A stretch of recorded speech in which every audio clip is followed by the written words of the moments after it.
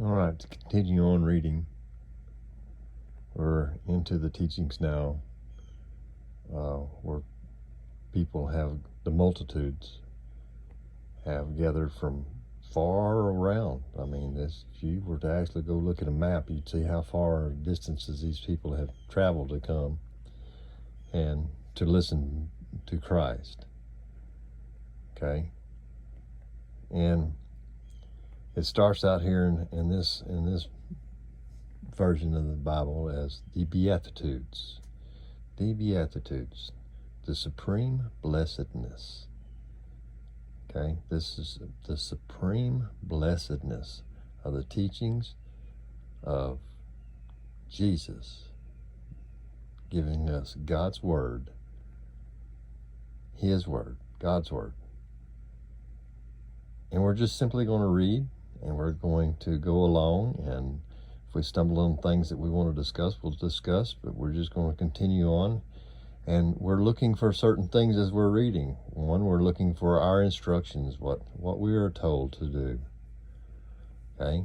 This is what and who we should only follow. Nobody else, all right?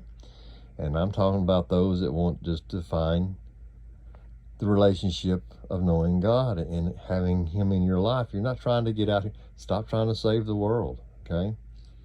The world cannot be saved until God comes back here and Jesus is now King of Kings, all right? So stop trying to save the world. It ain't our part to save the world. We need to first get among the righteousness that is God's will. Get on the path. That's not the easiest. It's kind of difficult. There's not a lot of gratitude on this. But our gratitudes and our rewards, we're not seeking here. We're seeking to store them up in heaven, that one day when we finally do go home, be it from the age or from what natural causes or from Christ Himself coming back. Okay? What we're doing here today is for our relationship with God.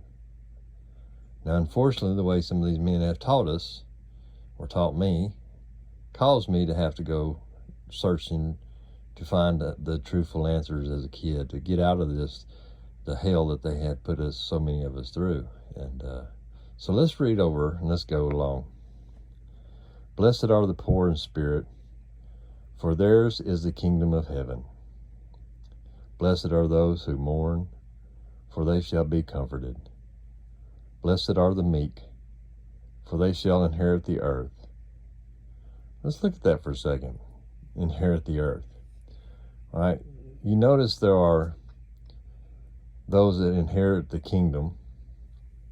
Okay. There are those that are comforted and those that inherit the earth. Now, these are the things that come in the future. These are not things that take place today. These are things that come afterwards, after the end, after the day of the Lord comes. Okay, these are the things that we are working for. All right, He's not talking about now. Our comfort. What comfort did any of these men face spreading the gospel? None. Okay, comfort is not what we that seek to follow God are going to look for. Okay, but they inherit the earth. You know why we inherit the earth? Because the earth is going to be reborn again. It's going to be made new. So will the heaven, and God's kingdom will sit here upon this earth. All right? So we're going to be right here. We're not going to some distant land. All right? When Christ said He's going away to build a mansion, and that we'll have a place. Well, He didn't say that it's going to be in some kind of building. This mansion will be this glorified, renewed earth that God started with. That's our mansion. And we're going to be here just as Adam started. Right? He was here as a gardener. He worked. Not everybody's going to be holier than thou priests. And no. There's going to be certain people that are, certain people that are not. There are many different members of the body. Okay? We're going to be right here. And that is when the Lord comes back. When the Lord comes back in my time. All right? That's what I'm speaking of. Blessed are those who hunger and thirst for righteousness.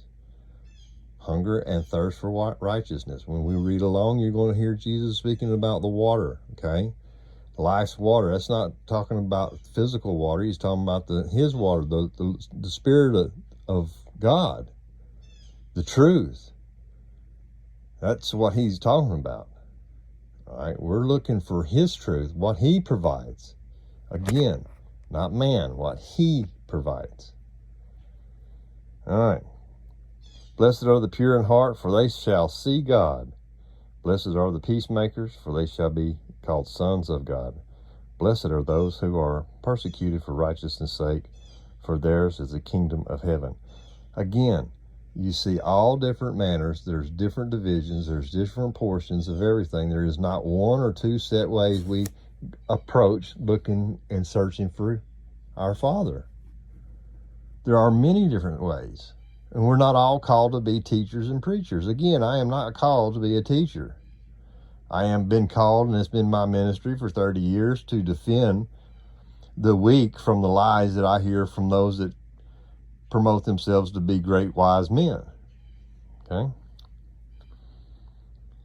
Blessed are you when they revile and persecute you and say all kinds of evil against you falsely for my sake. See, again, when you step out here and the world is taunting you and laughing at you and telling you you're the Pharisee, and these are attacks that we're going to get. This is just what comes. Rejoice and be exceedingly glad, for great is your reward in heaven, for so they persecuted the prophets who were before you. See, everyone is being persecuted.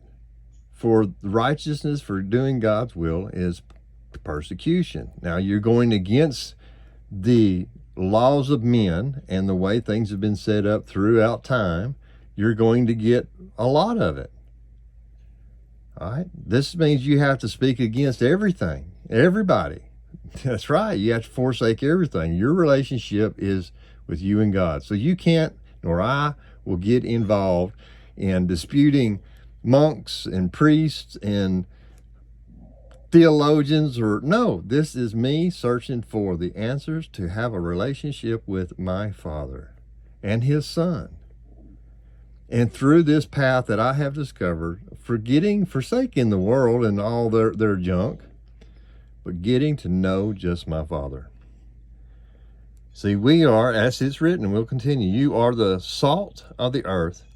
But if the salt loses its flavor, how shall it be seasoned? It is then good for nothing but to be thrown out and trampled underfoot by men. So in other words, we are the continuation of Christ's message. We are the messengers. And our truth, the truth that comes from God in our lives, not from men, from God, is that salt that he is referring to.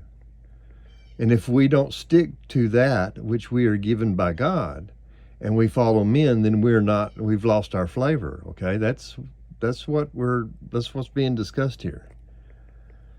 You are the light of the world. A city that is set on a hill cannot be hidden, nor do they light a lamp and put it under a basket, but on a lampstand, and it gives light to all who are in the house.